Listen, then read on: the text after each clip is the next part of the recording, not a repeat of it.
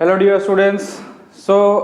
चलिए last class में मैंने आपको जो बताया था, हम जो चैप्टर कर रहे थे उसका नाम था मैकेनिकल प्रॉपर्टीज ऑफ सॉलिड्स, ठीक है।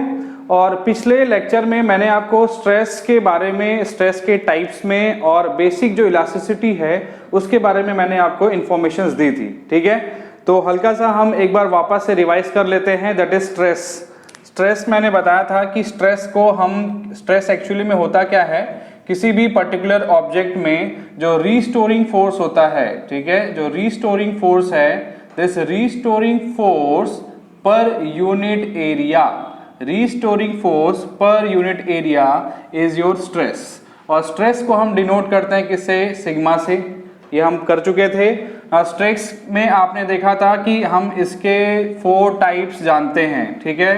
तो सबसे पहले जो स्ट्रेस होता है दैट इज लॉन्गिट्यूडिनल स्ट्रेस, ठीक है। जस्ट एक क्विक रिवीजन है, that is longitudinal stress. Longitudinal stress में हम यहाँ पे देखते हैं इसके 2 टाइप्स होते हैं। दैट इज फर्स्ट होता है आपका टेंसाइल स्ट्रेस और सेकेंड होता है आपका compressive stress. First is your tensile stress and second is your compressive stress, ठीक है। लॉन्गिट्यूडिनल स्ट्रेस का मतलब क्या हो गया कि अगर सपोज आपके पास में कोई ऑब्जेक्ट है, ठीक है, कोई मटेरियल है, उसका जो एरिया वेक्टर होगा या मतलब उसकी जो एक्सिस होगी, ठीक है, उसके अगर मैं पैरेलली कोई फोर्स लगा रहा हूं, चाहे वो क्या हो जाए, टेंसाइल का हो जाए, चाहे वो कंप्रेसिव का हो जाए, तो वो स्ट्रेस क्या कहलाता है? आपका लॉन्गिट्यूडिनल स्ट्रेस कहलाता है, ठीक है। उसके बाद में सेकेंड जो आपका स्ट्रेस होता है that is shear stress, that is shear stress, ठीक है। शियर स्ट्रेस एक ऐसा स्ट्रेस होता है जो कि अगर सपोज देखिए यहाँ पे ऑब्जेक्ट मेरे पास में फिक्स था, ठीक है, इसका जो लोअर एंड है इस ब्लॉक का वो फिक्स है और जो हम फोर्स लगा रहे हैं it is perpendicular to the area of its cross section. मतलब कि अगर ये मेरे पास में ऑब्जेक्ट है, सिलेंडर है, इसका जो एरिया वेक्टर होगा वो क्या रहेगा? इसके एक्सिस, इसका एक्सिस इस तरीके से है। अगर मैं फोर्स इसमें इस तरीके से लगा रहा हूं, एक्सिस से परपेंडिकुलर फोर्स लगा रहा हूं, तो वो क्या करेगा? मुझे एक शियर देगा, ठीक है। मतलब कि हल्का सा यहाँ पे ये टिल्टेड में आपको मिलेगा। इस कारण से जो स्ट्रेस डेवलप हो रहा है that is known as the shear stress और इसे हम यहाँ पे थीटा से ये एंगल ले लिया। ना सपोज इस ब्लॉक का लेंथ आपके पास में L था and this is your delta L। हमने देखा यहाँ पे जो tan थीटा हमको मिल रहा था, this tan theta is equal to delta L divided by कितना? L। क्लियर है? But this theta is very small, this theta is very small, so therefore यहाँ पे जो आपके पास में tan theta जो मिल रहा है, tan theta nearly equals to कितना हो जाता है? theta। क्लियर है? so therefore this theta belongs to the कितना हो जाएगा? equals to the del L divided by L। समझ में आ रहा है? So this is the shear stress. मतलब कि जो शियर स्ट्रेस में फोर्स कैसा लग रहा है, area of the cross section जो आपके पास में है उसके अगर हम परपेंडिकुलरली में क्या कर रहे हैं, फोर्स लगा रहे हैं, सो दैट इज उसके कारण से जो स्ट्रेस यहाँ पे डेवलप हो रहा है that is known as the shear stress. Clear है? चलिए इसके बाद में नेक्स्ट स्ट्रेस हमने पढ़ा था वॉल्यूमेट्रिक स्ट्रेस, ठीक है। Volumetric stress, volumetric stress as such अगर अपन देखते हैं तो हमको वो दिखता है किसमें? अगर सपोज मैंने किसी एक ऑब्जेक्ट को, सपोज सर्कुलर ऑब्जेक्ट है, उसको पकड़ के मैंने समुद्र में फेंक दिया, ठीक है। समुद्र में कुछ डेप्थ के पास जाने के बाद में उसमें क्या होगा? चारों तरफ से परपेंडिकुलर फोर्स लगते हैं, ठीक है। परपेंडिकुलर फोर्स मतलब कि प्रेशर इसमें क्रिएट हो जाएगा और जिसके कारण से इसमें क्या होता है, इसके वॉल्यूम में चेंज होता है, ठीक है। इसके वॉल्यूम में जब यहाँ पे स्ट्रेस डेवलप होगा तो इसका वॉल्यूम क्या हो जाएगा? देखिए डिक्रीज हो जाएगा, ठीक है। वॉल्यूम डिक्रीज हो जाता है तो इसके कारण से जो यहाँ पे स्ट्रेस डेवलप हो रहा है, ठीक है, that is known as the volumetric stress. और वहां पे जो स्ट्रेन आएगा, स्ट्रेन क्या होता है? ठीक है, change in dimension upon the original dimension.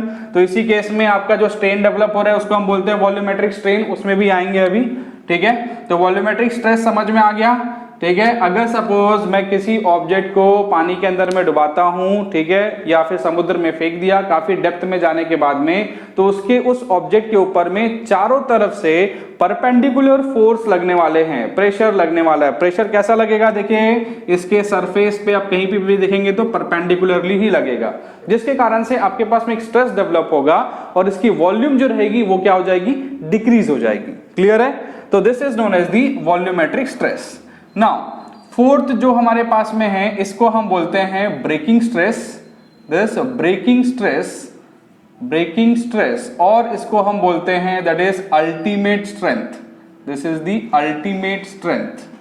ठीक है, ब्रेकिंग स्ट्रेस या फिर अल्टीमेट स्ट्रेंथ जो होता है वो क्या होता है, देखिए अगर सपोज मैं किसी ऑब्जेक्ट के ऊपर में या किसी मटेरियल के ऊपर में कंटिन्यूएशन में क्या कर रहा हूं, उसमें फोर्स अप्लाई करते जा रहा हूं, तो जिसके कारण से उस बॉडी में क्या होगा, एक उस फोर्स को अपोज करने के लिए एक रिस्टोरिंग फोर्स डेवलप हो जाता है। ठीक है, सपोज अगर मैंने जो फोर्स लगाया वो रिस्टोरिंग फोर्स से काफी ज्यादा हो जाता है, तो उसके कारण से क्या होगा, बॉडी वहां पे फ्रैक्चर कर जाएगी, मतलब कि ब्रेक कर जाएगा, और उस कारण से जो उस बॉडी में स्ट्रेस डेवलप हो रहा है उसे हम क्या बोलेंगे, ब्रेकिंग स्ट्रेस बोलेंगे। ठीक है, और वही उस बॉडी का क्या होगा, अल्टीमेट स्ट्रेंथ होगा, मतलब कि maximum strength, maximum restoring force वो कितना लगा सकता है, that is known as the breaking stress और द अल्टीमेट स्ट्रेस। क्लियर है, समझ में आ रहा है? तो स्ट्रेस के हमने 4 टाइप्स देख लिए, वहीं पे अब आ जाते हैं स्ट्रेन में। स्ट्रेन में हम देखे थे कि भाई स्ट्रेन हमारे पास में जो होता है, स्ट्रेन को हम डिनोट करते हैं किससे, एप्सिलॉन से डिनोट करते हैं। ठीक है, स्ट्रेन हम देख चुके हैं। ठीक है, क्या होता है, this is the change in the dimension, change in dimension divided by the original dimension. ठीक है, ओरिजिनल डायमेंशन। ना स्ट्रेन जो होता है, देखिए अगर आपके पास में क्या हो रहा है, स्ट्रेस और स्ट्रेन। ठीक है, अब हम ये नहीं बोल सकते कि स्ट्रेस के कारण से स्ट्रेन आया या फिर स्ट्रेन हुआ उसके कारण से क्या हो रहा है, बॉडी में स्ट्रेस डेवलप हो रहा है। ठीक है, बहुत ही इंपॉर्टेंट कंसेप्ट है ये। अगर आपसे कोई पूछता है कि किसी भी बॉडी में अगर आपके पास में क्या हो रहा है, पहले स्ट्रेस डेवलप हो रहा है या फिर पहले स्ट्रेन डेवलप हो रहा है, ठीक है, तो ये बहुत ही मुश्किल क्वेश्चन है, क्योंकि ये वैसा ही क्वेश्चन हो गया कि अगर आपसे कोई पूछ रहा है कि पहले मुर्गी आई कि अंडा आया। ठीक है भाई, पहले मुर्गी आई उसके कारण से अंडा आया, या फिर पहले अंडा था या फिर उसके कारण से मुर्गी आ रही है। समझ में आ रहा है? तो क्या हो रहा है, स्ट्रेस और स्ट्रेन का जो रिलेशनशिप है वो भी बिल्कुल इसी तरीके से है कि अगर सपोज मैं चेंज इन लेंथ कर रहा हूं, ठीक है, अगर सपोज किसी ऑब्जेक्ट का लेंथ इंक्रीज हो रहा है या फिर डिक्रीज हो रहा है, मतलब कि अगर उसमें चेंज हो रहा है तो उस कारण से स्ट्रेस डेवलप हो रहा है, या फिर आपने जो रिस्टोरिंग फोर्स आया है उसके कारण से स्ट्रेन डेवलप हो रहा है। ठीक है, तो ये कहना काफी मुश्किल है, तो जिस कारण से हम यहाँ पे देखते हैं कि जो स्ट्रेन हमारे पास में होगा, बस आपको ये याद रखना है, change in dimension upon the original dimension. Clear है? ठीक है ना, स्ट्रेन क्या हो जाएगा, सपोज कि अगर मेरे पास में अगर मैं बात करता हूं, देखिए यहाँ पे क्या हो रहा है, स्ट्रेन को हम देखेंगे तो इसके भी हम बोल सकते हैं कि भाई हमारे पास में जो टाइप्स होते हैं इसके लॉन्गिट्यूडिनल स्ट्रेन हो जाएगा, दिस इज लॉन्गिट्यूडिनल स्ट्रेन हो जाएगा। ठीक है, दूसरा अगर हम बात करेंगे लॉन्गिट्यूडिनल स्ट्रेन हो जाएगा। चलिए इसी में कंटिन्यूशन करते हैं, यहाँ पे ना देखते हैं, यहाँ पे लॉन्गिट्यूडिनल स्ट्रेस अगर आपके पास में आया तो इस स्ट्रेस के कारण से भी हमारे पास में क्या हो रहा है, एक स्ट्रेन डेवलप हो जाएगा। तो स्ट्रेन इसमें डेवलप होगा और वो स्ट्रेन क्या होगा, लॉन्गिट्यूडिनल स्ट्रेन जो आपके पास में हो रहा है that is change in length divided by the original length. समझ में आ रहा है? एक बार फिर से देखेंगे, जैसे कि अगर मैंने इस बॉडी में फोर्स F लगाया दोनों साइड से, मतलब कि टेंसाइल फोर्स अगर मैं इसमें से लगा रहा हूं, तो जिसके कारण से इसका लेंथ, ठीक है, यहां पे आप इसको फिक्स कर दीजिए।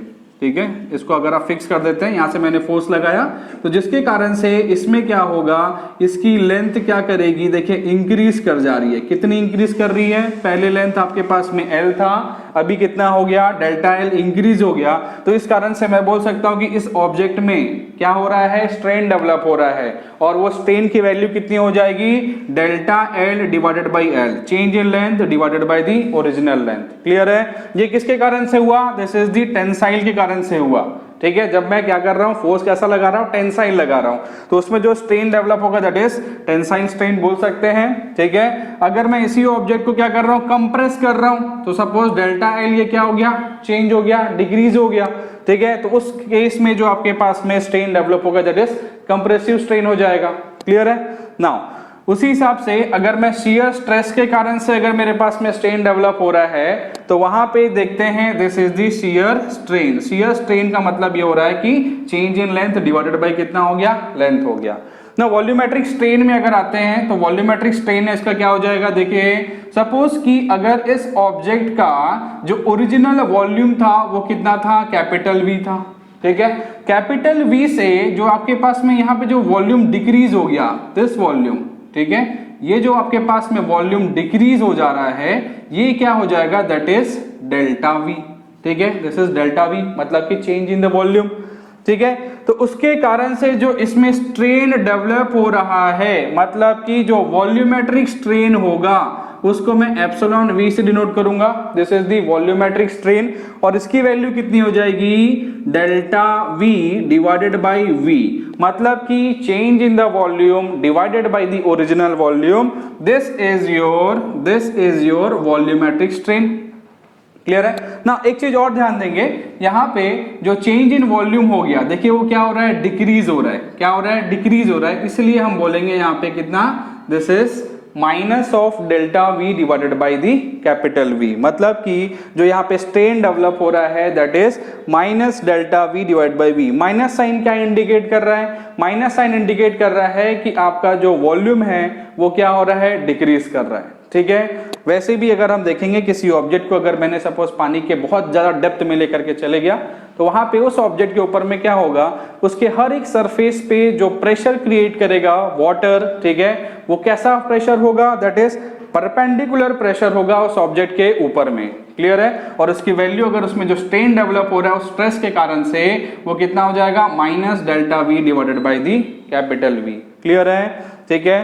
तो स्ट्रेन के बारे में भी बस आपको इतना ही याद रखना है कि स्ट्रेन जो होता है that is change in length divided by the original length.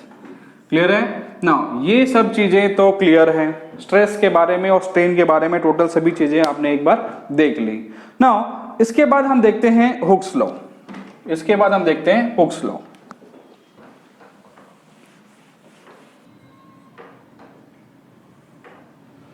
चलिए नेक्स्ट टॉपिक हमारे पास में है दैट इज हुक्स लॉ।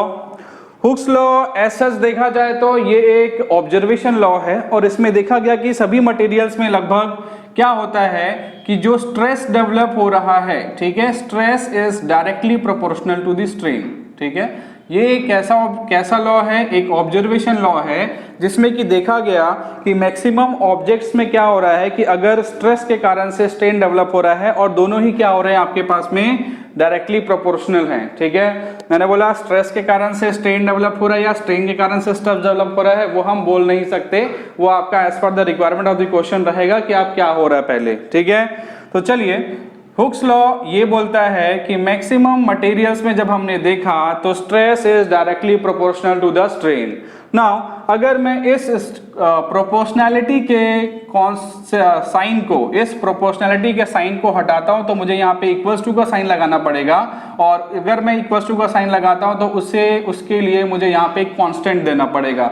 सो मैंने दे दिया यहाँ पे कैपिटल E। ठीक है, कैपिटल E इंटू स्ट्रेन। ठीक है, capital E into strain. Now this capital E is equals to the, इसको हम बोलते हैं modulus of elasticity, modulus of elasticity. ठीक है, इस कैपिटल E को हम बोलते हैं that is modulus of elasticity. ठीक है, चलिए तो this is the modulus of elasticity. अच्छा, ये जो मॉडुलस ऑफ इलास्टिसिटी है, अगर मैं इसकी वैल्यू निकालता हूं, देखिए capital E is equals to कितना हो जाएगा, this is equals to the stress by strain, this is equals to the stress by strain. चलिए मॉडुलस ऑफ इलास्टिसिटी होता तो है, लेकिन इसका एग्जैक्टली मीनिंग क्या होता है कि मॉडुलस ऑफ इलास्टिसिटी हम क्यों यूज कर रहे हैं और इसका मतलब क्या होता है। ठीक है, चलिए सपोज कि मेरे पास में एक ऑब्जेक्ट है, ठीक है, ये मेरे पास में एक ऑब्जेक्ट है, इसको अगर सपोज इस ऑब्जेक्ट को मैं कंप्रेस कर रहा हूं, ठीक है, इस ऑब्जेक्ट को अगर मैं कंप्रेस कर रहा हूं और अगर वो कंप्रेस बहुत इजीली हो जा रहा है, इसका मतलब कि इसमें जो रिस्टोरिंग फोर्स लग रहा है वो क्या है, कम है, ठीक है। तो उस केस में हम बोलेंगे, और सपोज दूसरा ऑब्जेक्ट मेरे पास में हो गया, ये दूसरा ऑब्जेक्ट एक सॉलिड ऑब्जेक्ट है जिसमें कि अगर मैं कंप्रेस कर रहा हूं तो इसमें जो कंप्रेशन हो रहा है या फिर इसमें जो रिस्टोरिंग फोर्स लग रहा है वो काफी ज्यादा है और वो इसके लेंथ को चेंज होने बहुत कम दे रहा है। समझ में आ रहा है? तो क्या हो रहा है इन दोनों केसेस में, मतलब कि इस ऑब्जेक्ट को मैं काफी इजीली कंप्रेस कर सकता हूं और इस ऑब्जेक्ट को मैं क्या कर सकता हूं, कंप्रेस बहुत कम कर सकता हूं, ठीक है।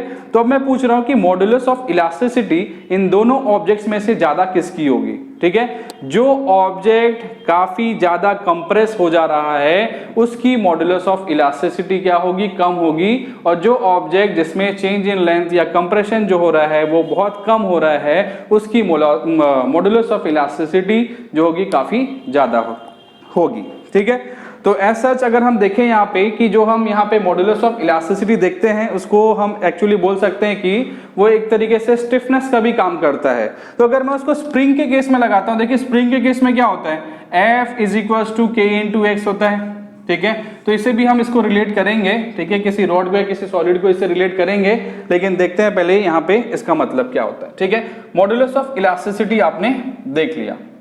चलिए नाउ अगर मैं यहाँ पे कैपिटल E जो मैंने लिखा मॉडुलस ऑफ इलास्टिसिटी, इसकी मैं अगर यूनिट निकालने के लिए बोलता हूँ, what is the unit of capital E modulus of elasticity.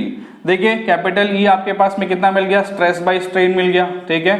This is equals to the stress by strain. What is the unit of stress? Newton per meter square. What is the unit of strain? क्या होता है? This is unitless. So therefore, the unit of modulus of elasticity that is capital is Newton per meter square. Now dimension में आ जाते हैं। अगर मैं इसका dimension निकालता हूँ तो देखिए dimension क्या हो जाएगा इसका? डायमेंशन इसका वही डायमेंशन रहेगा, क्योंकि देखिए स्ट्रेन का डायमेंशन क्या होता है, स्ट्रेस का डायमेंशन होता है ml-1 t-2, ठीक है। और वहीं पे स्ट्रेन का देखते हैं तो m⁻0 l⁻0 t⁻0।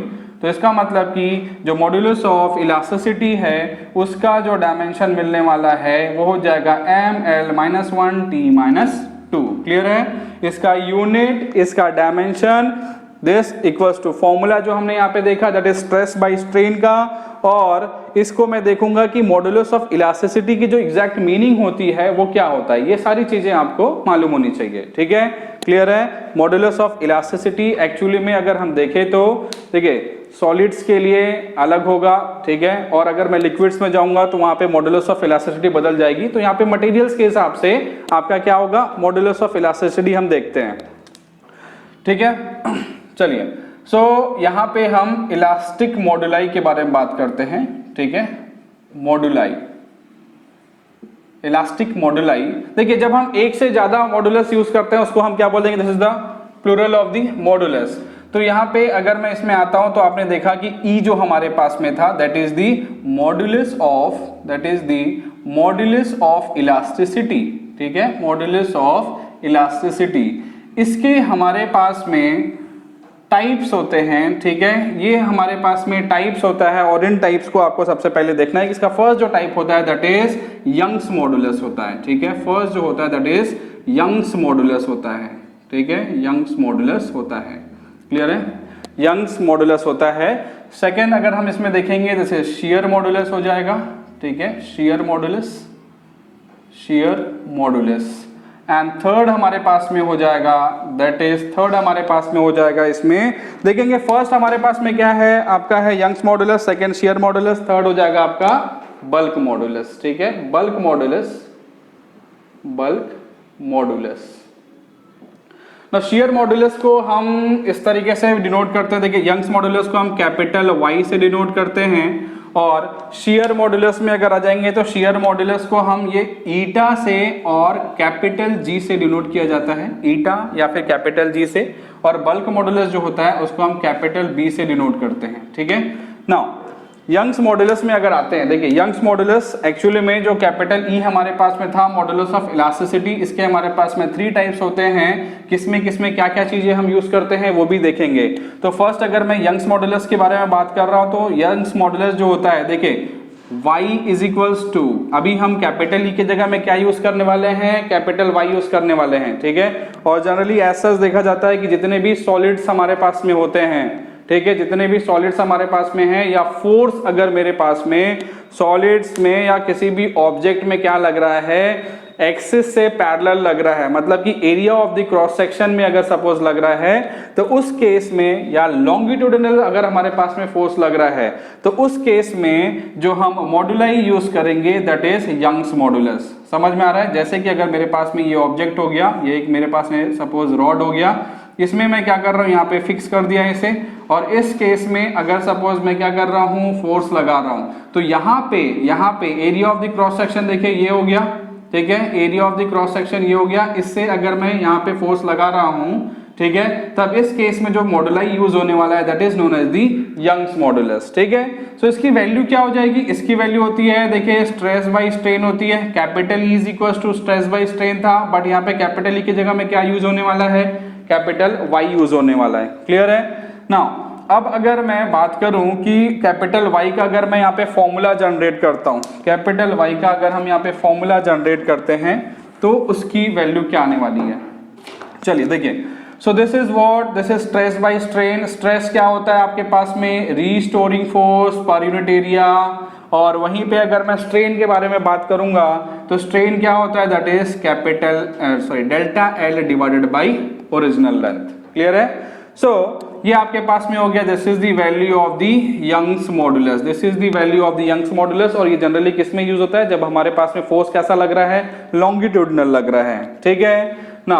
सेकंड अगर मैं सपोज आता हूँ शेयर मॉड्यूलस में, तो शेयर मॉड्यूलस क्या कब लगता है, देखिए जब सपोज अगर मेरे पास में जो फोर्स लग रहा है, ठीक है, सपोज ये ब्लॉक हो गया, जैसे वही चीज है, ब्लॉक में अगर आप फोर्स लगा रहे हैं किसमें, area of the cross section के परपेंडिकुलरली में अगर आप फोर्स लगा रहे हैं, मतलब कि इस तरीके से force, area of the area vector इस तरीके से है, आप फोर्स कैसा लगा रहे हैं, परपेंडिकुलरली लगा रहे हैं, तो उस कारण से उसमें जो हम मॉड्यूलस यूज करने वाले हैं दैट इज जी से या फिर ईटा से डिनोट करते हैं, दैट इज शेयर मॉड्यूलस को, ठीक है। सपोज मैंने यहाँ पे फोर्स एफ लगाया जिसके कारण से आपका जो ऑब्जेक्ट था उसमें थोड़ा सा शेयरिंग आ गया, ठीक है, सपोज दिस इज थीटा, तो आपने देख लिया था कि थीटा जो हमारे पास में था that is delta L divided by the capital L, that is delta L divided by the capital L, ठीक है।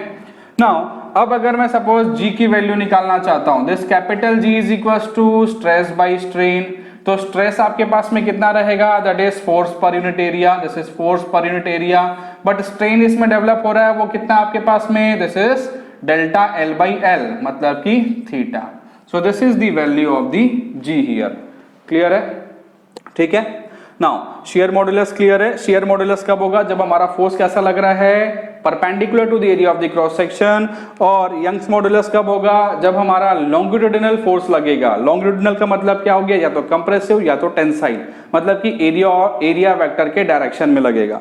क्लियर है? चलिए नाउ थर्ड आते हैं बल्क मॉड्यूलस, ठीक है। थर्ड हम आते हैं बल्क मॉड्यूलस में, और बल्क मॉड्यूलस एज सच देखा जाए तो अगर सपोज मैं किसी ऑब्जेक्ट को, ठीक है, किसी एक ऑब्जेक्ट को अगर सपोज मैंने क्या कर दिया, अंडर वाटर लगा दिया, ठीक है, अंडर वाटर रख दिया, तो इसमें जो फोर्सेस लगने, प्रेशर जो क्रिएट होने वाला है, परपेंडिकुलर प्रेशर लगेगा, ये मैंने बता दिया है, ठीक है, परपेंडिकुलर होगा, जिसके कारण से इसमें जो चेंज होने वाला है, ठीक है, इसको हम बल्क मॉड्यूलस बोलते हैं, या फिर इसमें हम बोल सकते हैं इसे, इसमें जो स्ट्रेन डेवलप हो रहा है, ठीक है, इसमें जो स्ट्रेन डेवलप होगा दैट इज वॉल्यूमेट्रिक स्ट्रेन होगा, ठीक है, दैट इज वॉल्यूमेट्रिक स्ट्रेन। कितना होने वाला है वॉल्यूमेट्रिक स्ट्रेन देखेंगे तो this is equals to the delta V divided by the capital V, change in volume delta V, original volume कितना वी। जब मैंने इसको किस में रखा, वाटर के अंडर में रखा, तो due to the high pressure इसका जो वॉल्यूम हो रहा है दैट इज डिक्रीज हो रहा है, जिस कारण से मैं यहाँ पे क्या करूंगा, देखिए माइनस साइन यहाँ पे लगाता हूँ, ठीक है। चलिए नाउ अब अगर मैं सपोज इस बल्क मॉड्यूलस की वैल्यू निकालता हूँ, तो आपने देखा कि बल्क मॉड्यूलस जो मिलने वाला है that is stress by strain मिलने वाला है। स्ट्रेन तो आपको मालूम चल गया, बट यहाँ पे जो स्ट्रेस डेवलप होने वाला है वो स्ट्रेस एक्चुअली में क्या होगा, जो आपके पास में एक्सेस प्रेशर आ रहा है, ठीक है, उसके कारण से जो स्ट्रेस आ रहा है दैट इज दी स्ट्रेस यहाँ पे क्रिएट होगा, ठीक है। और इसका जो स्ट्रेन की वैल्यू है that is minus of delta V divided by capital V. अब बात आती है कि यहाँ पे जो हम यूज कर रहे हैं दैट इज एक्सेस प्रेशर, वो एक्चुअली में क्या है। देखिए अगर किसी ऑब्जेक्ट को मैं क्या करता हूं यहाँ पे वाटर के अंदर डिप करूंगा तो उसमें उसके वेट के कारण से एक फोर्स जनरेट होगा दैट इज mg, बट इसके अपोजिट में एक और फोर्स जनरेट होगा जिसको हम बोलते हैं बॉयंट फोर्स, ठीक है, बॉयंट फोर्स, ठीक है, बॉयंट फोर्स बोलते हैं। और इसका डायरेक्शन कैसा होगा, अपोजिट रहेगा इसके mg के डायरेक्शन से, ठीक है, जो कि इस ऑब्जेक्ट को सरफेस पे ले जाने की कोशिश करेगा, क्लियर है। और इसकी वैल्यू कितनी होती है, रो इंटू वी इंटू जी होती है, ठीक है, रो वी जी इसका वैल्यू होता है। सो यहाँ पे जब हम देख रहे हैं, देखिए एक्सेस प्रेशर मतलब कि ये जो हमारे पास में बॉयंट फोर्स था this is the excess pressure in this case, ठीक है। सो बल्क मॉडुलस जो हो रहा है that is P excess divided by the minus of delta V divided by the capital V, ठीक है। चलिए अब सपोज अगर मैं इसमें क्या करता हूं, इसकी नेगेटिव साइन क्या शो कर रहा है आपको कि इसका जो वॉल्यूम है वो क्या हो रहा है, डिक्रीज हो रहा है। तो इसमें हम क्या करते हैं, एज सच एक मॉडुलस ले लेते हैं जिस कारण से इसकी वैल्यू मुझे हमेशा प्लस दिखाएगी, ठीक है। So this is the excess pressure divided by the delta V divided by V, ठीक है। So this is the bulk modulus, ठीक है। तो देख लीजिए फिर से एक बार, बल्क मॉडुलस जो हम लेते हैं वो बल्क मॉडुलस किस में होता है, as such in the liquids हम देखेंगे, ठीक है। जब मैंने किसी ऑब्जेक्ट को वाटर के अंदर में सबमर्ज कर दिया तो उस केस में जो हम मॉडुलस यूज करने वाले हैं that is bulk modulus use करने वाले हैं। और वहीं पे जब मैं फोर्स क्या कर रहा हूं, परपेंडिकुलर लगा रहा हूं एरिया वेक्टर से, तो उस केस में जो मेरे पास में बॉडी में शियर हो रहा है तो उसमें जब हम मॉडुलस यूज करने वाले हैं that is shear modulus use करने वाले हैं। और वहीं पे अगर मेरा सपोज मेरे लिए क्या हो रहा है यहाँ पे, अगर सपोज यंग्स मॉडुलस में देखेंगे तो फोर्स अगर हम कैसे लगा रहे हैं, फोर्स हम एरिया वेक्टर के डायरेक्शन में लगा रहे हैं या उसके एक्सेस के डायरेक्शन में लगा रहे हैं, तो वहां पे जो लगने वाला है that is Young's modulus use होने वाला है, ठीक है। तो आपने देखा हुक्स लॉ के हिसाब से हमने देखा था, हुक्स लॉ के हिसाब से देखा था कि स्ट्रेस होता है directly proportional to the strain, और प्रोपोर्शनैलिटी का कांस्टेंट, प्रोपोर्शनैलिटी का साइन हटाने के लिए कांस्टेंट यूज होता है that is the modulus of elasticity, ठीक है। मॉडुलस ऑफ इलास्टिसिटी यूज होता है और वो किस लिए यूज होता है वो भी हमने देखा, ठीक है। और सभी पार्टिकल्स में इसके जो टाइप्स होते हैं हमने देखा, यंग्स मॉडुलस, शियर मॉडुलस और बल्क मॉडुलस, किस में क्या यूज होता है, कहां पे क्या यूज होता है, उसके बारे में भी देख लिए हैं।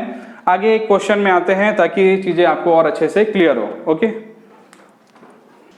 चलिए फिर एक चीज और हो गया, फॉर हिंदी मीडियम स्टूडेंट्स के लिए भी मैं बता देता हूं यहाँ पे कि किसको क्या चीज बोलते हैं, ठीक है। सबसे पहले जो हमने वहां पे लिया था stress is directly proportional to the strain, उसमें जो कांस्टेंट यूज हुआ था that is modulus of elasticity, इसको हम बोलते हैं प्रत्यास्थता गुणांक, क्लियर है, याद रखेंगे इसको, प्रत्यास्थता गुणांक, ठीक है। कैपिटल वाई जो हमने लिया था दैट इज यंग्स मॉडुलस, उसको हम बोलते हैं यंग गुण, ठीक है। और वहीं पे जो हम शियर मॉडुलस लेते थे उसको हम बोलते हैं अपरूपण गुण, ठीक है। और बल्क मॉडुलस होता है आयतन गुणांक, क्लियर है।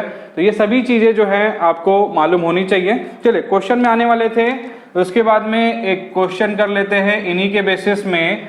मान लिया कि मेरे पास में एक रॉड है, ठीक है, suppose let us take a rod, ठीक है, एक रॉड है मेरे पास में, इसमें मैंने अगर फोर्स लगाया सपोज 10 पावर 4 न्यूटन का फोर्स लगाया, और इसका जो डायमीटर दिया हुआ है आपको वो दिया हुआ है 2 सेंटीमीटर, ठीक है, 2 सेंटीमीटर इसका डायमीटर दिया हुआ है। इसका यंग्स मॉडुलस दिया हुआ है 10 power 9 Newton per metre square, ठीक है, 10 power 9 Newton per metre square. आपको यहाँ पे फाइंड करना है कि इसमें चेंज इन लेंथ कितना हुआ, चेंज इन लेंथ कितना हुआ। अच्छा और एक चीज, इसमें इसकी लेंथ दी हुई है 1 मीटर, ठीक है, 1 मीटर इसका लेंथ दिया हुआ है और डायमीटर इसका 2 सेंटीमीटर गिवन है। आपको क्या करना है, अगर मैंने इस रॉड में 10 पावर 4 न्यूटन का फोर्स लगाया जिसका डायमीटर 2 सेंटीमीटर गिवन है, Young's modulus 10 power 9 Newton per metre square given है, लेंथ इसकी 1 मीटर दी हुई है, तो इसमें जो चेंज होने वाला है चेंज इन लेंथ, ठीक है, चेंज इन लेंथ मतलब कि अगर मैं फोर्स लगाऊंगा तो इसकी लेंथ क्या हो जाएगी, थोड़ी सी बढ़ जाएगी, और ये जो डेल्टा एल आपके पास में आ रहा है उसे आपको फाइंड करना है, क्लियर है। चलिए सो स्टार्ट करते हैं। जैसे कि हमने देखा यहाँ पे यंग्स मॉडुलस हमारे पास में क्या था, स्ट्रेस जो था, देखिए स्ट्रेस जो था वो directly proportional to the strain था, ठीक है। उसके बाद में आपने देखा कि स्ट्रेस जब मैं यहाँ पे हटाऊंगा प्रोपोर्शनलिटी का कांस्टेंट, तो वहां पे मेरे पास में y कैपिटल Y, ठीक है। इस रॉड में जो मॉडुलस यूज होने वाला है कौन सा होगा, यंग्स मॉडुलस, प्रत्यास्थता गुणांक यूज होगा कैपिटल Y।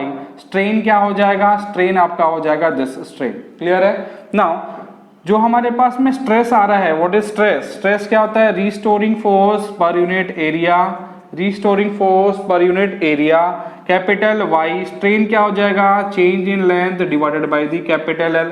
क्लियर है ना। अगर मुझे यहाँ पे क्या निकालना है, देखिए डेल्टा L की वैल्यू निकालनी है, तो मैं सबको इधर शिफ्टिंग करूंगा। सो देखिए डेल्टा L आपके पास में क्या मिलने वाला है, this is F by A into कितना हो जाएगा, देखिए L ऊपर जाएगा, दिस इज L ऊपर गया, नीचे में कितना Y। So this is delta L आपके पास में आ गया, this delta L is equals to F into L divided by A into Y, ठीक है। यहाँ पे आपके पास में फोर्स दिया हुआ है, लेंथ दिया हुआ है, एरिया आपको यहाँ पे फाइंड करना है, और मॉडुलस की वैल्यू कैपिटल Y की वैल्यू आपके पास में गिवन है, ठीक है। चलिए एरिया कैसे निकालना है, देखिए डायमीटर कितना दिया हुआ है 2 सेंटीमीटर, इसका मतलब कि रेडियस कितना हो जाएगा 1 सेंटीमीटर का रेडियस, बट हमको इसमें कन्वर्ट करना है, किसमें चाहिए रेडियस, मीटर में। तो सेंटीमीटर को मीटर में कन्वर्ट करने के लिए कितना हो जाएगा, 100 से डिवाइड करेंगे तो 0.01 मीटर। What is the area of this cross section, area क्या हो जाएगा इसका, पाई इंटू आर स्क्वायर, मतलब कि पाई इंटू आर स्क्वायर मतलब 0.01 का स्क्वायर हो जाएगा। क्लियर है ना। यहाँ पे वैल्यू को पुटअप कर देते हैं। This is delta L is equals to force हमने कितना लगाया 10 पावर 4 न्यूटन, लेंथ कितना है 1 metre, area of the cross section कितना पाई इंटू 0.01 का होल स्क्वायर, और यंग्स मॉडुलस कितना दिया हुआ है, दिस इज 10 पावर 9। क्लियर है ना। इसको जब हम सॉल्व करेंगे तो हमारे पास में ये नियरली इक्वल्स टू 1/10 पाई के आसपास में आ जाता है, जो कि जब हम देखेंगे यहाँ पे this is equals nearly equals to the 3 centimetre, ठीक है, nearly equals to the 3 centimetre. इसका मतलब कि इस रॉड में जब मैंने फोर्स लगाया 10.4 न्यूटन का, ठीक है, तो इसमें जो इंक्रीज इन लेंथ होने वाला है वो कितना हो गया 3 सेंटीमीटर का इंक्रीमेंट हुआ। इसका मतलब कि अगर मैं ओरिजिनल लेंथ के बारे में बात करूंगा, ठीक है, फाइनल लेंथ इसकी कितनी हो जाएगी, सपोज L डैश कितना हो गया 1 मीटर, मतलब कि 100 सेंटीमीटर प्लस कितना 3 सेंटीमीटर, मतलब कि 103 सेंटीमीटर की रॉड अभी हो गई है। क्लियर है क्या, समझ में आ रहा है, ठीक है। चलिए ना उसके बाद में, इसके बाद में ये आपका एग्जांपल बस बहुत बेसिक एग्जांपल था, जिसमें आपको समझ में आ रहा है कि यंग्स मॉडुलस का यूज किस में हो रहा है, और जब हम फोर्स लगा रहे हैं तो उसमें इंक्रीमेंट कितना हो रहा है, लेंथ में चेंज कितना हो रहा है, ठीक है। चलिए नेक्स्ट आ जाते हैं, नेक्स्ट टॉपिक में थोड़ा सा और समझ लेते हैं इसमें इलास्टिक मॉड्यूलाई में, ठीक है। इलास्टिक मॉड्यूलाई को और अच्छे से समझ लेते हैं, ठीक है। इलास्टिक मॉड्यूलाई में आपने देखा है कि जो स्ट्रेस होता है this is Young's modulus into कितना स्ट्रेन, ठीक है, ये आपके पास में आ चुका है।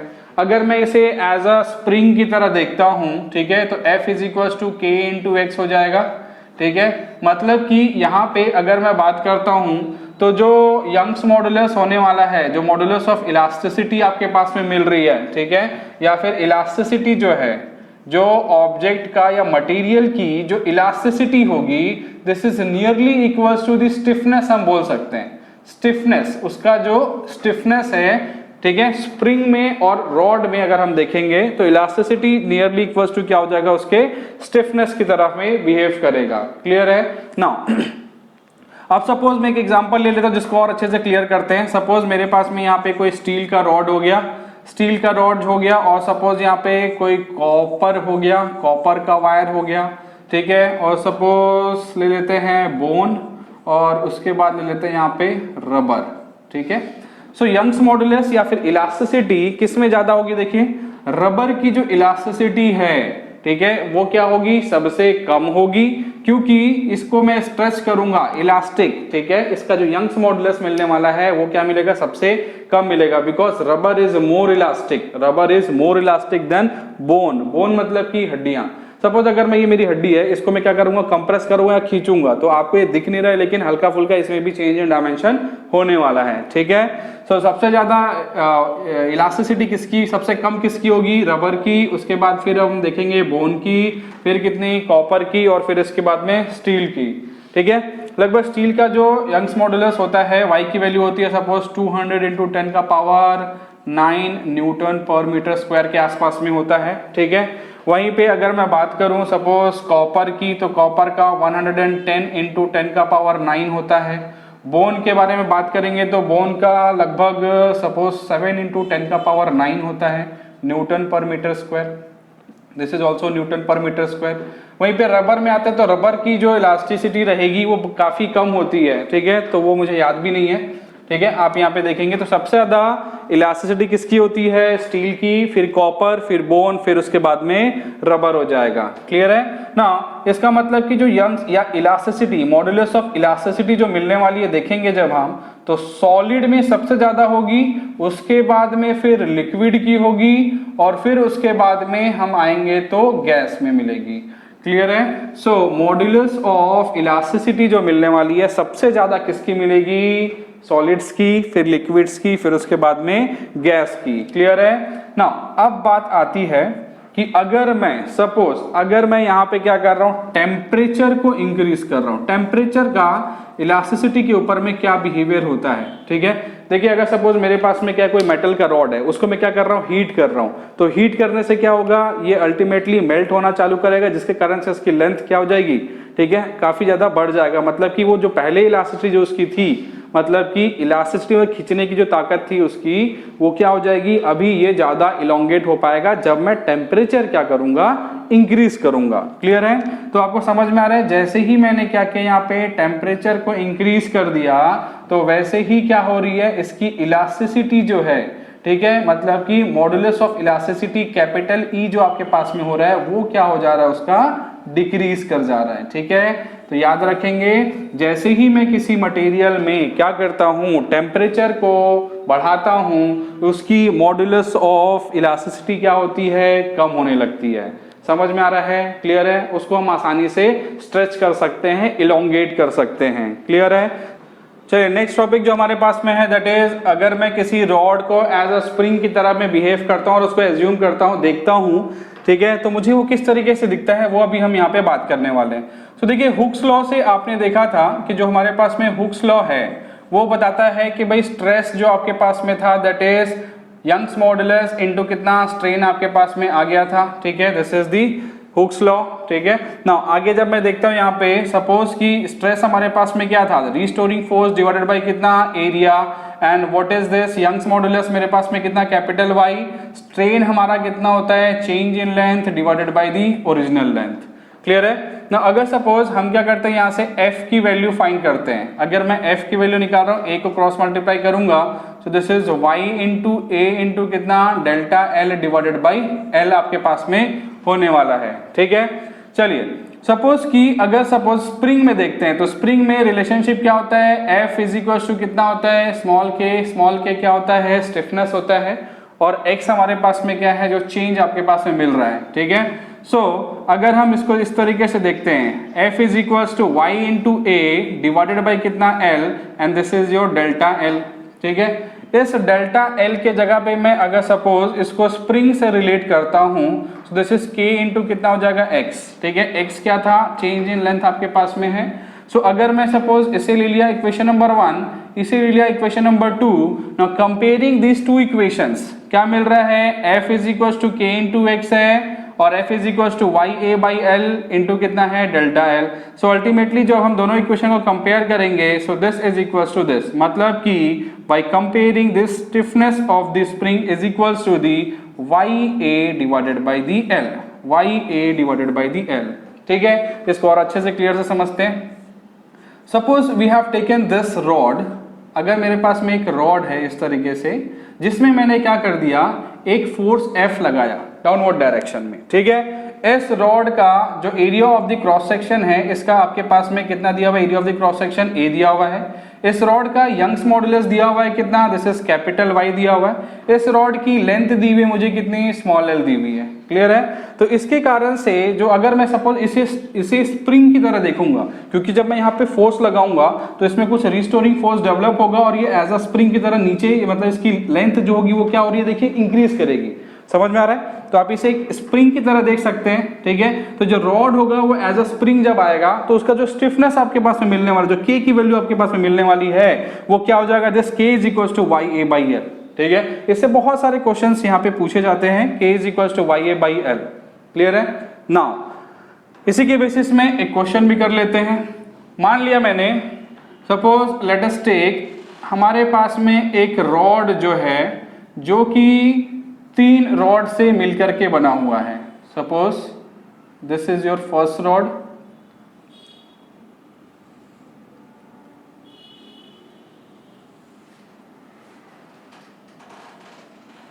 ये हो गया सेकेंड रॉड और ये हो गई आपकी थर्ड रॉड, ठीक है। तीनों का यहाँ पे दिया हुआ, सपोज इसकी लेंथ कितनी होगी, दिस इज L1 लेंथ हो गया। Area of the cross section इस रॉड का दिया हुआ, दिस इज A1 और यंग्स मॉडुलस दिया हुआ है इसका कैपिटल Y1, ठीक है। सेकेंड रॉड जो मेरे पास में, this is L2, area of the cross section A2 और Y2 है। Length L3, area of the cross section Y3 and this A3 and this is your Y3। चलिए, तो इसमें हमको फाइंड करना है, दैट इज टोटल इलोंगेशन निकालना है। और यहाँ पे हमारे पास में इसका एक मास लगा दिया है, ठीक है। क्वेश्चन में क्या है, यहाँ पे सपोज हमने एक कैपिटल M का मास लगा दिया है, तो इसके मास के कारण से, इसके वेट के कारण से जो इलोंगेशन आएगा वो तीनों का इलोंगेशन जो होगा उसका हमको एडिशन करेंगे, तो देयरफॉर टोटल इलोंगेशन हमको मालूम चलेगा। तो सपोज मान के चल रहा हूँ कि इस रॉड का जो स्टिफनेस है दैट इज K1, इस रॉड की जो स्टिफनेस दैट इज K2 और इस रॉड की जो स्टिफनेस है दैट इज K3, क्लियर है। सो जब हम यहाँ पे देखते हैं, देखिए इस मास के कारण से, मतलब यहाँ पे जो वेट एक्ट कर रहा है वो कितना हो जाएगा, m इंटू जी हो जाएगा, ठीक है। और m इंटू जी आपको मालूम है कि F इज इक्वल टू क्या होता है, K इंटू एक्स होता है, ठीक है। F is equal to K into X होता है। सो m इंटू जी हमारे पास में जो मिलने वाला दैट इज K1 इंटू कितना, x1। यही फोर्स किस में लग रहा है आपका, सपोज सेकेंड रॉड में लग रहा है। So therefore this is K2 into कितना हो जाएगा, x2। थर्ड रॉड में भी आपका यही मास लग रहा है, so therefore this K3 into कितना हो जाएगा, x3। सो सपोज यहाँ पे इलोंगेशन अगर हम x1 इन दोनों को इक्वेट करते हैं तो वहां से मुझे x1 की वैल्यू मालूम चलेगी। x1 कितना हो जाएगा, m into G divided by कितना, K1। x2 हो जाएगा आपका, इन दोनों को इक्वेट करेंगे तो देखिए, सॉरी इन दोनों को इक्वेट करेंगे तो हमको x2 मालूम चलेगा, that is mg divided by K2, ठीक है। x3 आपका हो जाएगा, कितना हो जाएगा, यहाँ पे इन दोनों को इक्वेट करेंगे तो mg डिवाइडेड बाई कितना, K3, mg डिवाइडेड बाई कितना हो जाएगा, K3, क्लियर है। नाउ उसके बाद में देखिए stress is equals to Young's modulus into strain था। स्ट्रेस आपके पास में force per unit area, Young's modulus y, this is delta L by L, this is delta L by L। ना अगर मैं यहाँ से F की वैल्यू निकालता हूँ, so this is F is equals to कितना हो गया था, देखिए F इज इक्वल्स टू हो जाएगा YA बाई L इंटू कितना, delta L। So this is your what, this is your stiffness. अगर मैं इसको कंपेयर करता हूँ किससे, F is equal to K into X से, ठीक है। तो ये जो चीजें दिख रही हैं आपको यहाँ पे जो मैंने बताया है, सेम यही हमने पैटर्न यहाँ पे यूज किया है कि F जो हमको मिलने वाला है that is K into x. तो यहाँ पे देखिए F हमारे पास में कितना एक्ट कर रहा है, mg फर्स्ट रॉड में अगर मैं देखूंगा तो कितना हो जाएगा, K इंटू x1 हो जाएगा। और वहीं पे सेकेंड रॉड में देखेंगे तो दिस फोर्स मतलब mg इक्वल्स टू कितना, K2 इंटू x2। x2 क्या है, elongation in the second rod, x1 क्या है, elongation in the first rod and x3 क्या है, elongation in the third rod, clear है। क्योंकि आपके पास में ये चीजें प्रेजेंट है जिस कारण से मैं यहाँ पे ये चीजें लिख पाया, ठीक है, क्लियर है ना। टोटल इलोंगेशन की बात आती है तो टोटल इलोंगेशन आपके पास में क्या मिलने वाला है, देखिए टोटल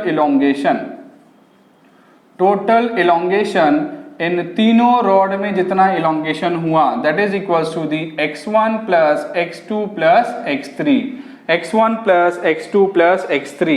तो तीनों को प्लस कर देंगे हम यहाँ पे, ठीक है। x1 की वैल्यू हमको मिलने वाली है कितनी, this is mg divided by K1 plus mg divided by कितना, K2 plus mg divided by कितना हो जाएगा, K3, क्लियर है ना। अगर हम यहाँ पे हर एक टर्म में से mg को कॉमन निकालते हैं that is 1 upon K1 plus 1 upon K2 plus 1 upon K3, 1 upon K1 plus 1 upon K2 plus 1 upon K3। ठीक है, चलिए सो यहाँ पे अगर सपोज मैं इस जगह से क्या निकालता हूँ, देखिए x की वैल्यू 1 अपॉन K1 की वैल्यू अगर मुझे निकालनी है, ठीक है, सो k की वैल्यू कितनी होती है, k हमारे पास में होता है कितना, ya डिवाइडेड बाई l। सो अगर मैं k1 निकालता हूँ तो y1 a1 l1, k2 अगर हम निकालते हैं तो y2 a2 divided by l2, k3 हो जाएगा y3 a3 divided by l3। Now putting this values of the k1 k2 k3 कहाँ पे पुटअप कर देंगे, यहाँ पे पुटअप कर देंगे। सो अगर मैं 1 अपॉन k1 करूंगा तो l1 अपॉन y1 a1 हो जाएगा। देखिए सो mg आपका कॉमन निकल चुका है, ठीक है। 1 अपॉन k1 की वैल्यू कितनी, l1 upon y1 a1, l1 upon y1 a1 plus l2 upon y2 a2 plus l3 upon y3 a3। Clear है, ठीक है। So this is the total elongation in this rod, total elongation in this rod. अगर आपको सभी की numerical values मालूम होती है तो यहाँ पे हम इसको पुटअप करके इस रॉड में टोटल इलोंगेशन कितना हुआ वो हम यहाँ पे फाइंड कर सकते हैं। क्लियर है, ठीक है। आई थिंक ये एग्जांपल आपको क्लियर समझ में आ गया होगा। जैसे ही आपको यहाँ पे इस रॉड में इसकी लेंथ, एरिया और यंग्स मॉडुलस दिया रहेगा, पुटअप करेंगे डायरेक्टली यहाँ पे टोटल इलोंगेशन मिल जाएगा। क्लियर है, चलिए इसके बाद में आते हैं रॉड एज अ स्प्रिंग में। अगर मैं किसी रॉड को, फिर से वही हेडिंग है, अब स्प्रिंग ले लेते हैं। चलिए आपका नेक्स्ट हेडिंग भी आपका है रॉड एज अ स्प्रिंग। फिर से अगर मैं किसी रॉड को एज अ स्प्रिंग की तरह देखता हूं तो किस तरीके से यहीं पे देखेंगे। सपोज हमारे पास में हमने देख लिया था कि फिर से वही चीज निकाल रहे हैं, stress is equal to Y into कितना हो जाएगा, स्ट्रेन। देखिए बार बार लिखने का मतलब ये है ताकि आपको चीजें क्या हो जाए, याद हो जाए अच्छे से, ठीक है। So this is force per unit area, Young's modulus delta L by कितना हो जाएगा, एल हो जाएगा। So F is equal to कितना, Y A divided by L into कितना, डेल्टा एल। सो अगर मैं इसको स्प्रिंग से क्या करता हूँ, रिलेट करता हूँ तो k into x, ultimately k की वैल्यू हमको कितनी मिल जा रही है, देखिए वाई ए बाई एल। तो इसे याद रखेंगे, what is the value of the k, Y A by L, ठीक है। नाउ अगर सपोज मैं यहाँ पे कॉम्बिनेशन ले लेता हूँ, सपोज कि हमारे पास में यहाँ पे एक स्प्रिंग है, suppose let us take a spring, ये एक स्प्रिंग हो गया, इसको मैंने एक दूसरे स्प्रिंग के साथ में क्या कर दिया, ज्वाइन कर दिया। एक दूसरे स्प्रिंग के साथ में क्या कर दिया, ज्वाइन कर दिया, और यहां से मैं इसमें कोई फोर्स लगा रहा हूं। सपोज इस स्प्रिंग का जो स्टिफनेस है दैट इज K1 और इस स्प्रिंग का जो स्टिफनेस है कितना है, K2 है, ठीक है। और यहाँ पे इसको मैंने फिक्स करके रखा है। तो इसमें जो इस स्टिफनेस का इक्विवेलेंट मिलने वाला है, देखिए दोनों स्प्रिंग्स किस में कनेक्टेड हैं, सीरीज में कनेक्टेड हैं। तो जब मैं यहाँ पे स्प्रिंग्स को सीरीज में कनेक्ट करता हूं, ठीक है, सीरीज में कनेक्ट करेंगे तो इसका जो इक्विवेलेंट मुझे मिलने वाला है that is 1 upon k equivalent is equal to 1 upon K1 plus 1 upon कितना, K2। आप इसे याद रखेंगे, ठीक है ना। अगर सपोज मैं यहाँ पे दो स्प्रिंग को पैरेलली कनेक्ट करता हूँ, पैरेलली अगर हम यहाँ पे दो स्प्रिंग को कनेक्ट कर रहे हैं, फॉर एग्जांपल कि हमारे पास में ये हो गई फर्स्ट स्प्रिंग, ठीक है, और ये हो गया मेरे पास में एक सेकेंड स्प्रिंग, ठीक है। इसको मैंने पैरेलली कनेक्ट कर दिया। फर्स्ट स्प्रिंग का जो स्टिफनेस है that is K1 and second spring का जो स्टिफनेस हो गया दैट इज K2। तो इसमें जो मुझे K इक्विवेलेंट मिलने वाला है दैट इज K1 प्लस कितना हो जाएगा, K2 हो जाएगा, ठीक है। तो पैरेलल के केस में आपके पास में ये हो जाएगा और सीरीज के केस में इक्विवेलेंट स्टिफनेस हम निकाल देंगे। क्लियर है, चलिए नाउ अब एक एग्जांपल लेता हूं। सपोज कि मेरे पास में एक बहुत बड़ी लंबी स्प्रिंग है, ठीक है। सपोज लेट अस टेक, अगर मेरे पास में यहाँ पे एक स्प्रिंग है जो कि बहुत लंबी है इस तरीके से, ठीक है, ये लंबी स्प्रिंग है ना। इसको सपोज इसकी स्टिफनेस कितनी है, सपोज K है, इसकी स्टिफनेस कैसी है, K है ना। अगर सपोज हमने इसमें क्या किया, इस स्प्रिंग को अगर मैंने इसके बीच से कट कर दिया, ठीक है, इस स्प्रिंग को अगर मैंने बीच से क्या कर दिया, कट कर दिया, मतलब कि सपोज अगर मान के चलता हूं इसकी ओरिजिनल लेंथ कितनी थी, सपोज L इसकी ओरिजिनल लेंथ थी, तो यहां से यहां तक इसको मैंने बीच से कट कर दिया, इसका मतलब कि L/2 इधर हो गया और इधर आपके पास में कितना हो गया, दिस इज L/2, ठीक है। ओरिजिनल स्टिफनेस कितनी थी, K। नाउ अब सपोज कि दोनों कट करने के बाद में जो इस वाले पार्ट की स्प्रिंग की स्टिफनेस मिलेगी वही इस पार्ट के स्प्रिंग की स्टिफनेस मिलेगी के की value. Suppose this is your के डैश इधर के स्प्रिंग का, और ये कितना हो जाएगा, दिस इज के डैश हो जाएगा। ठीक है, अब देखिए यहाँ पे जो दोनों स्प्रिंग कनेक्टेड है बीच में, उनमें कैसा कनेक्शन है, सीरीज कनेक्शन है। ठीक है, तो अगर दो स्प्रिंग्स में सीरीज का कनेक्शन है तो अगर मुझे क्या निकालना है, यहाँ पे इसका इक्विवेलेंट के निकालना है, इक्विवेलेंट स्टिफनेस निकालनी है, तो क्या हो जाएगा 1/k equivalent is equals to 1/k1 plus 1/k2, यही होगा। बट जब हम यहाँ पे देखते हैं, देखिए k1 और k2 की वैल्यू कितनी है, k डैश है, so therefore 1/k dash plus 1/ कितना k डैश। ठीक है, और this is your 1/k। Now जब इसको हम ऐड करते हैं, दिस इज 2/ कितना हो जाएगा k dash, this is 1/k। So ultimately जो आपके पास में k डैश मिलने वाला है, देखिए कितना जगह क्रॉस मल्टीप्लाई करेंगे, so k dash is equal to 2 times of the k। ठीक है, so k dash is equal to कितना हो जाएगा, 2 टाइम्स ऑफ द k। तो इसका मतलब क्या है, इसका मतलब ये है कि जो आपके पास में स्प्रिंग कट के अलग हुई है, ठीक है, उसका जो स्टिफनेस है वो पहले वाले स्प्रिंग के स्टिफनेस से डबल हो गया। मतलब कि इसकी जो इलास्टिसिटी थी जब मैं इसको प्रेस कर रहा था, किसको, इस वाले स्प्रिंग को, तो ये काफी ज्यादा हद तक प्रेस हो जा रहा था। लेकिन जब मैं इसको हाफ कर देता हूं तो इसकी जो इलास्टिसिटी है वो क्या हो जाएगी, वो भी कम होगी। जब उसको आप प्रेस करेंगे तो वो प्रेस नहीं होगा। क्लियर है? तो समझ में आ गया होगा आपको कि रॉड को अगर मैंने स्प्रिंग की तरह में लिया, सपोज कोई रॉड मेरे पास में था, उसको स्प्रिंग की तरह को बिहेव करवाना है, तो उसमें आपको जो स्टिफनेस मिलने वाला है k is equal to YA/L मिलने वाला है, और इसी के बेसिस में आगे हम न्यूमेरिकल सॉल्व करेंगे। ठीक है, तो बाकी जो करेंगे वो हम नेक्स्ट लेक्चर में करेंगे। Okay, thank you everyone.